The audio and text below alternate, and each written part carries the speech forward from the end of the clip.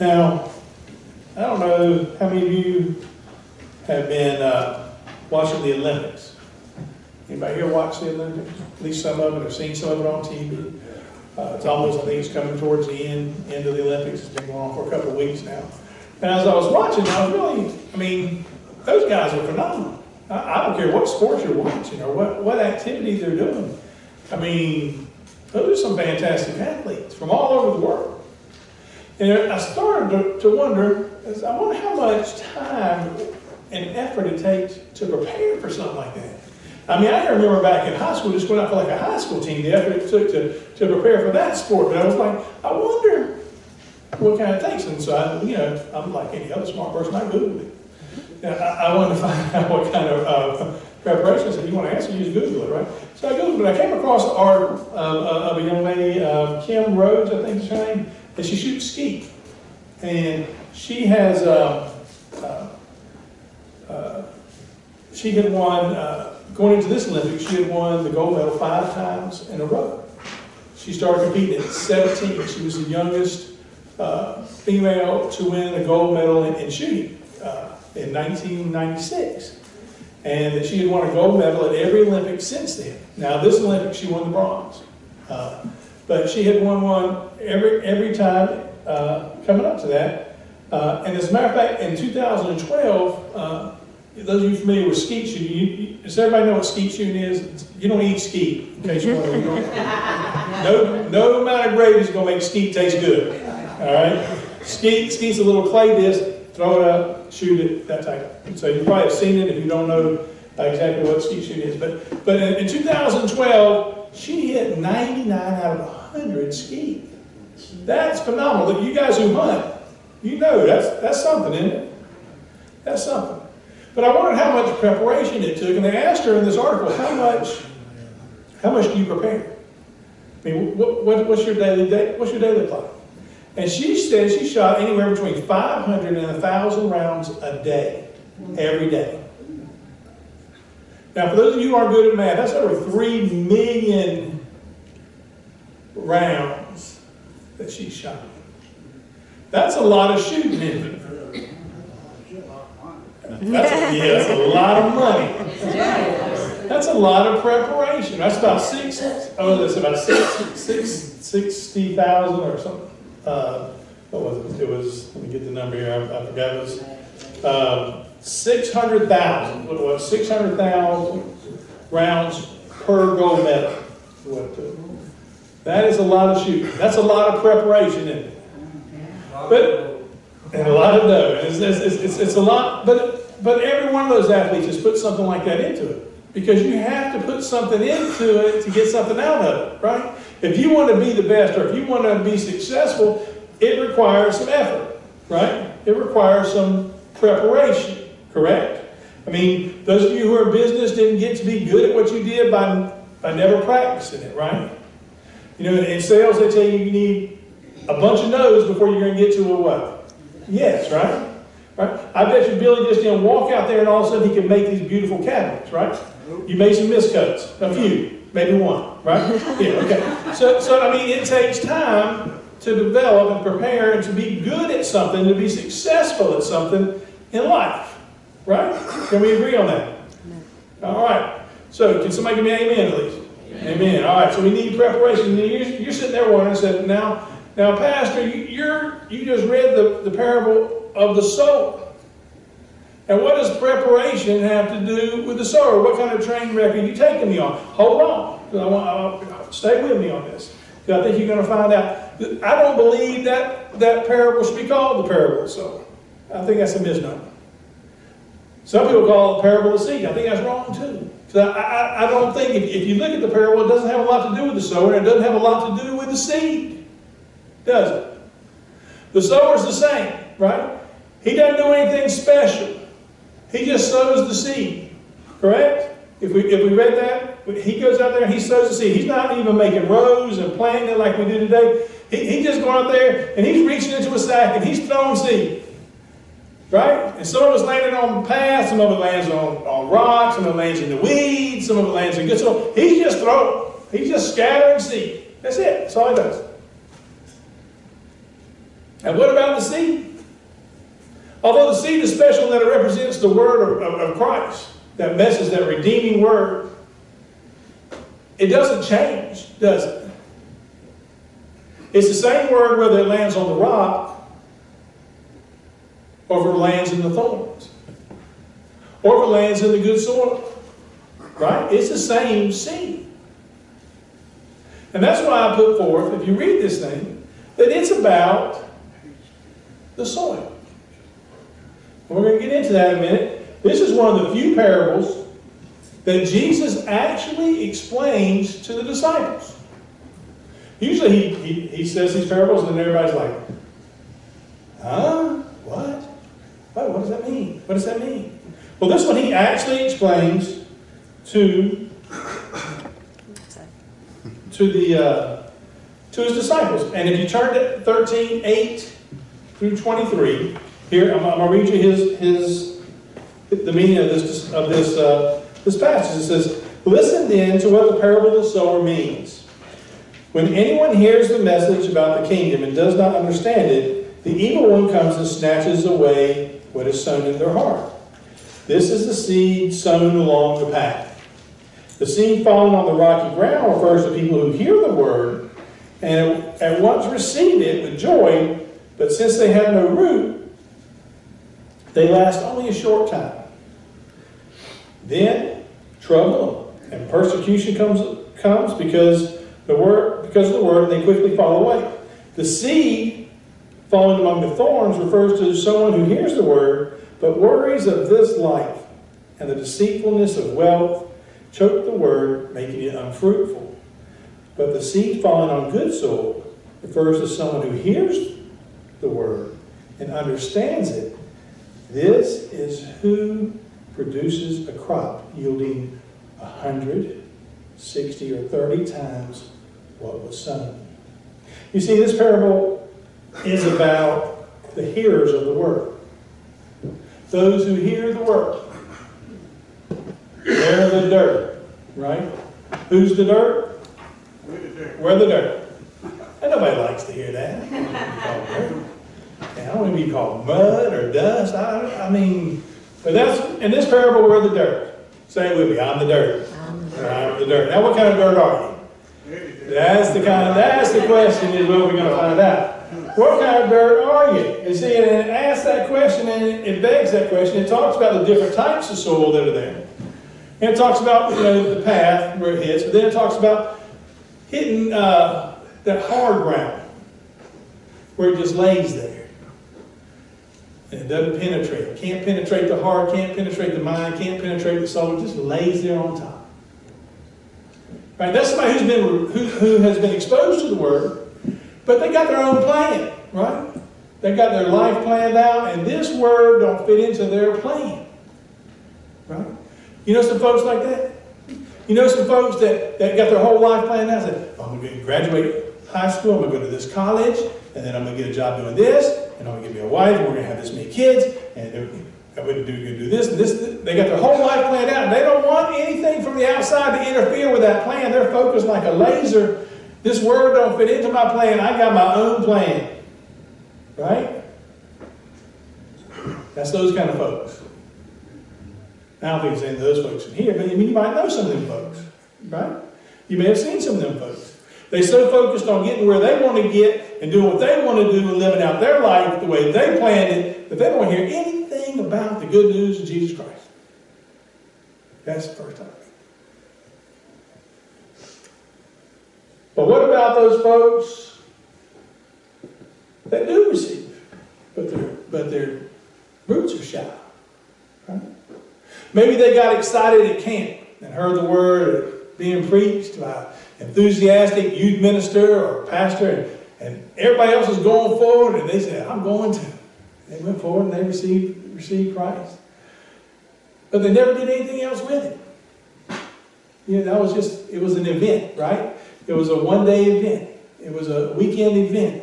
It was something like going to a revival and you get all pumped up and then you go home and you forget what you heard through revival, and it's just like, okay, it was there and I was like fired up and it was growing good in me and I just felt the warmth of Jesus Christ, and I go home and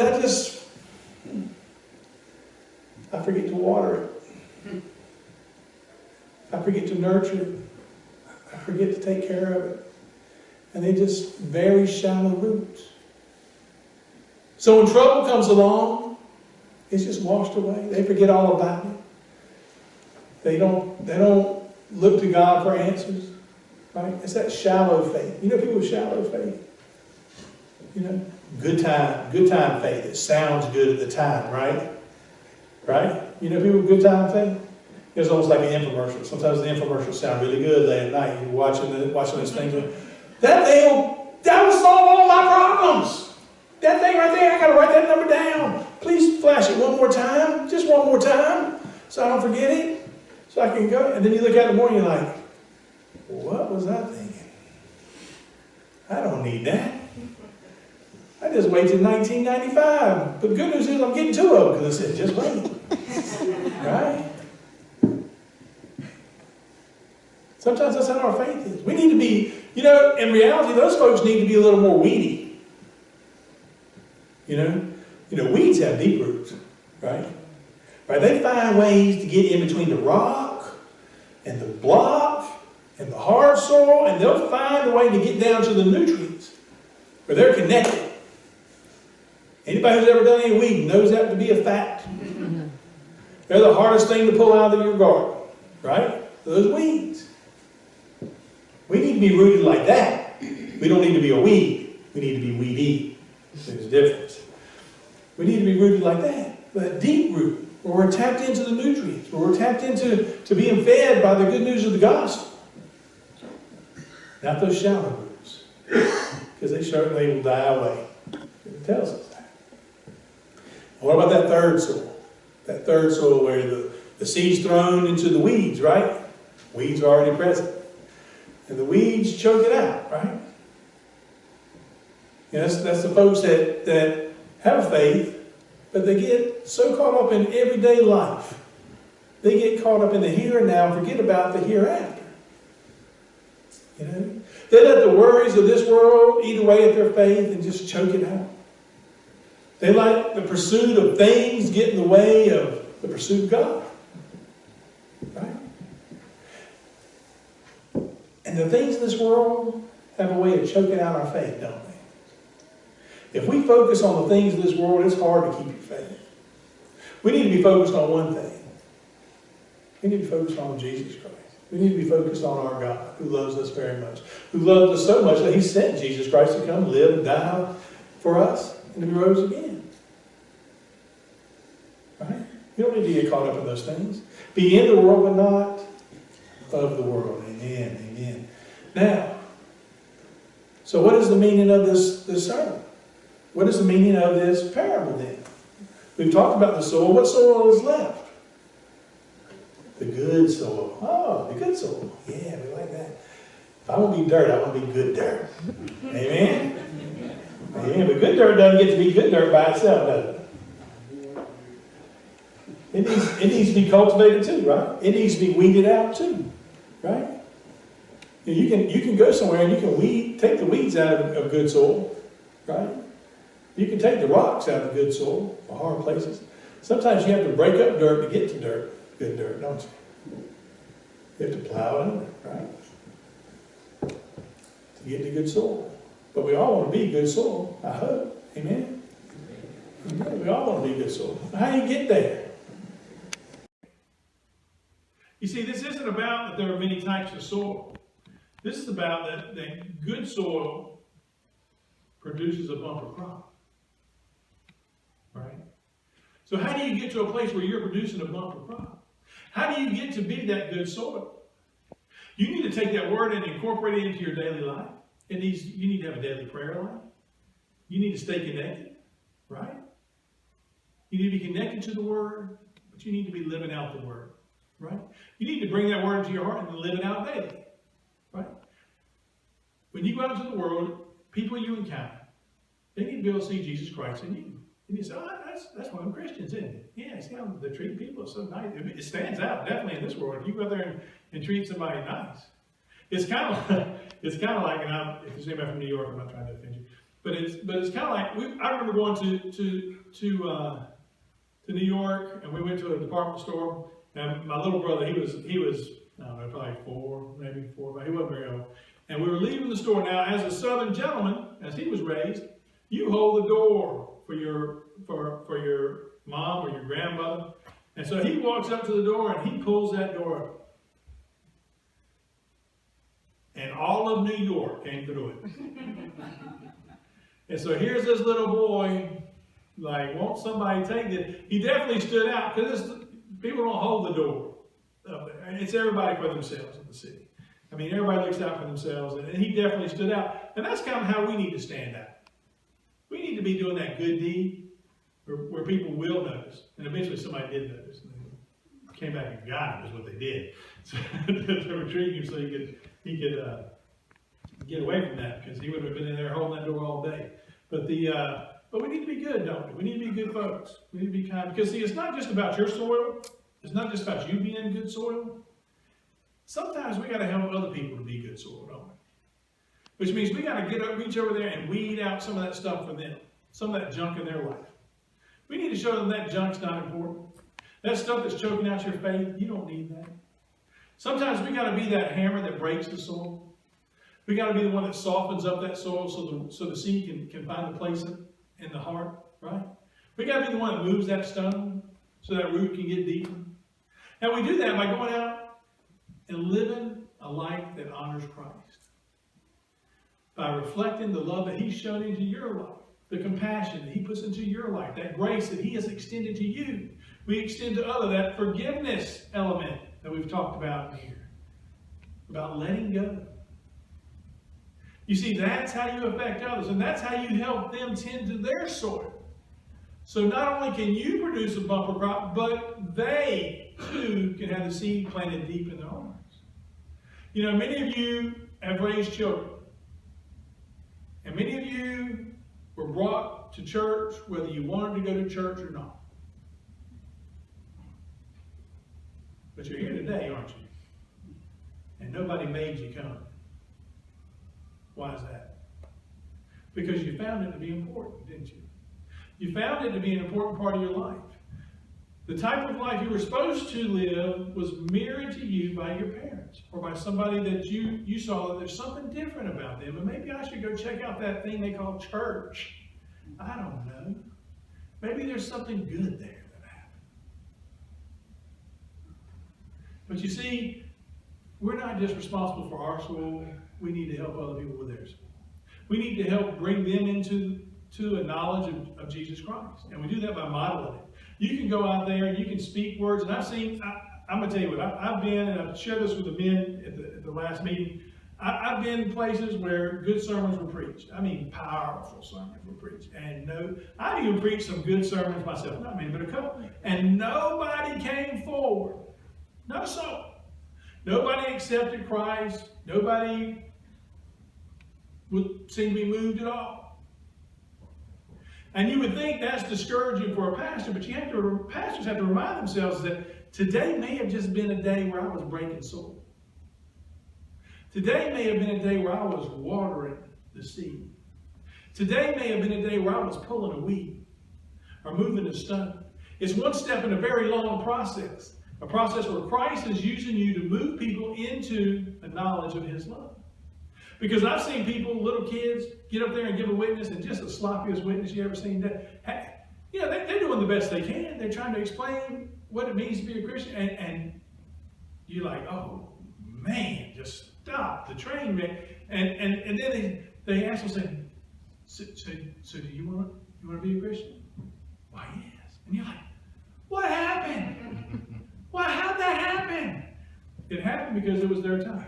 Because somewhere along the way, somebody had broken the soil. Somebody had moved the rock. Somebody had weeded the garden. Somebody had watered the plant.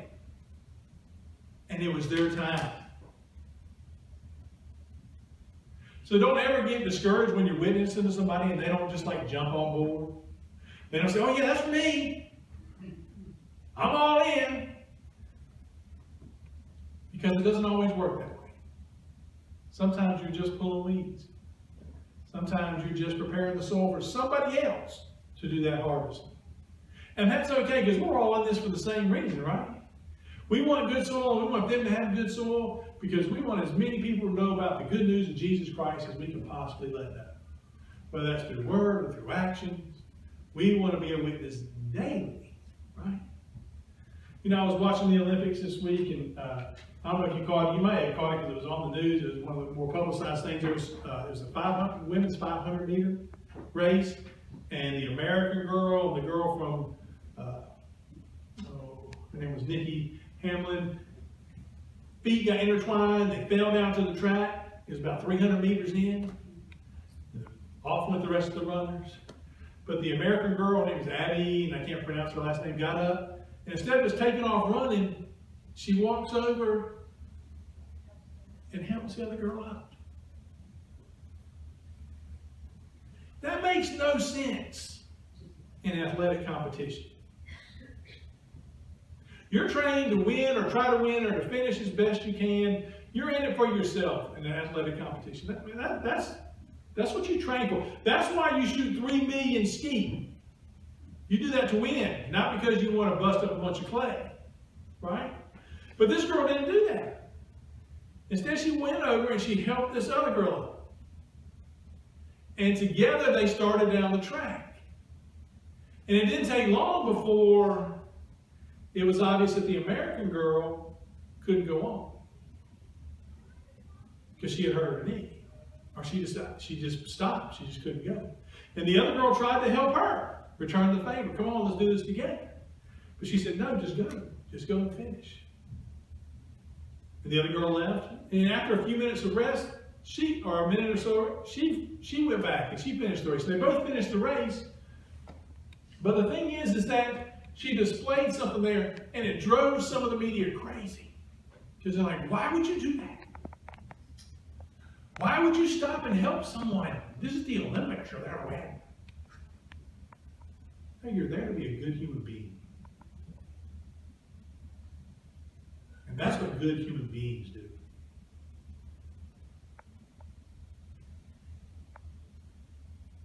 We don't put ourselves first. We put others first. That's what Christ did. And he did it because you were worth it. And if you were worth it to Christ, then you're worth it to me. Every single one of you, and every single person out there. And that's something we should never forget. And some days we need to be tenders of the soil. We need to create good soil so we can have a bumper crop too. Because the day of harvest is coming. And don't we all want a bumper crop? If you're with me in that, if you'll be a cultivator of the year, why don't you join me in agreement by everybody saying, Amen. Amen.